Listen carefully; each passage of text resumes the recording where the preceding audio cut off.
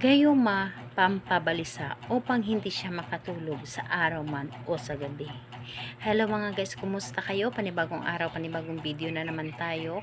And sa araw na ito ay isa na namang video ang aking ituturo sa inyo na simpleng gabay o simpleng pamamaraan na makakatulong sa atin. At bago ang lahat, gusto ko lang mag-disclaimer sa mga taong hindi naniniwala at hindi gusto ang mga kagaya nitong video.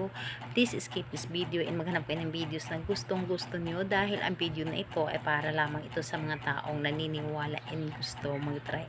Sa lahat po ng mga nagko-comment dito sa aking video dito sa loob ng aking channel, mag-ingat sa lahat ng mga nagre-reply sa inyo na dinadala kayo sa kanilang WhatsApp in Imo app upang makaiwas po tayo sa scam.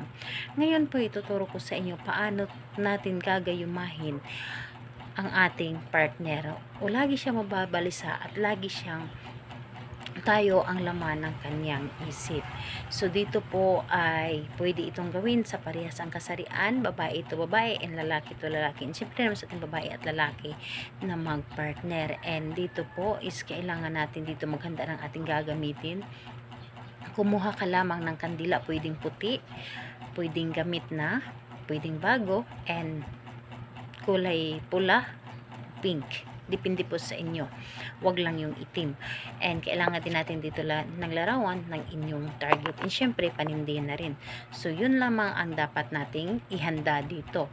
And kapag ready na, kailangan mo lamang din dito na ihanda ang inyong sarili na kung saan gustong-gusto mo itong gawin. Kailangan na alam mo sa iyong sarili na gusto mo itong gawin at hindi ka nagdududa sa inyong dapat na gawin. At buo dapat ang inyong loob, tiwala at paniniwala sa paggawa nito. And kapag ready ka na, pwede mo na itong simulan. So, dito po ang gagawin nyo ay sindihan ang kandilang ito bago ka matulog sa gabi. Sindihan ang kandila at ilagay mo sa iyong harapan. Ilagay mo sa mesa.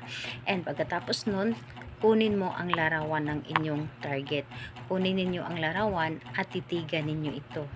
Titigan ninyo ito na kung saan nakaharap kayo sa may kandila and sambitin ninyo ang kanyang pangalan.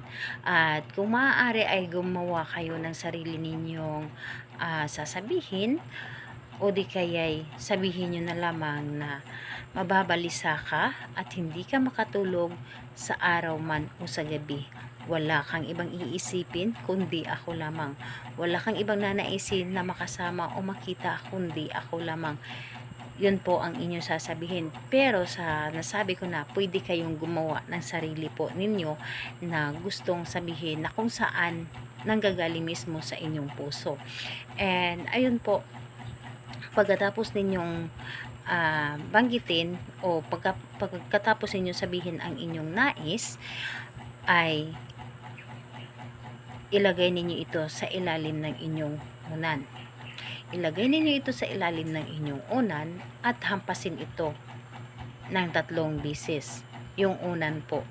Hampasin mo ng 3 beses, pero bawat hampas ay sinasambit nyo po ang kanyang pangalan. Halimbawa, nandito na ito sa ilalim ng inyong unan, tapos hinampas ninyo ang unan, pangalan, apelyido, mababalisa ka, hindi makatulog sa araw man o sa gabi.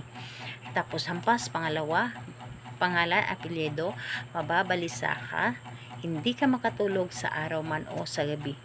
Hanggang 3 hampas. 3 hampas, ganun pa rin ang sasabihin ninyo. And pagkatapos nun, yung unan ay inyo itong ibaliktad ng 3 beses. Na kung saan ang pagkabaliktad niya ng pangatlo, ang larawan na ito nasa ilalim pa rin. So, yun ang dapat na mangyari. So, ayun po.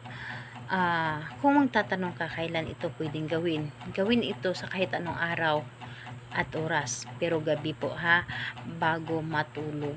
Gawin niyo ito bago kayo matulog. Kahit anong araw po, pwede. O oras, kahit anong oras, basta sa gabi lamang. Dahil sa gabi, mas malakas ang ating energy at mas mabilis tayong mapapakinggan ng universe sa ating mga ginagawa, lalo na kapag tahimik na ang paligid. And walang dapat na makakadistract sa inyo. So, ayun po, salamat po sa inyo. Bye bye everyone. God bless us all.